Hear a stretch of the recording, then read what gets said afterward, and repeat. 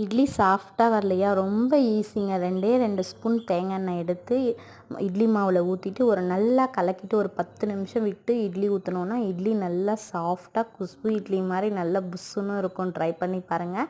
எப்பயுமே சிக்கன் எடுத்துகிட்டு வந்தால் பசங்களுக்கு 65 போட்டால் தான் பிடிக்கும். அதனால் நான் சிக்கனையே 2 பார்ட்டாக பிரிச்சுடுவேன். பாதி 65ஆக பாதி குழம்பா வச்சுடுவேன். நான் குழம்பு எல்லாருக்கும் இட்லிக்கு மட்டும் அந்த பட்டை லவங்க வாசனையோடு இருந்தால் போதும், பிடிக்கும் அவங்களுக்கு. மற்றபடி குழம்புல கறி போட்டால் பிடிக்காது.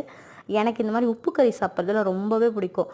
இது எங்கள் ஊர் சைடுங்க, தர்மபுரி சைடு யாராவது இருந்தீங்கன்னா உங்களுக்கு தெரியும். அந்த இஞ்சி பூண்டு அதுக்கப்புறம் நல்லா வெங்காயம் பட்டை லவங்கம் இதெல்லாம் அரைச்சி நல்லா அந்த காரம் இறங்கி சாப்பிடுவோம் பாருங்கள், செம டேஸ்ட்டாக இருக்கும். இது குழம்புக்கான மசாலாவும் ரெடி பண்ணியாச்சு.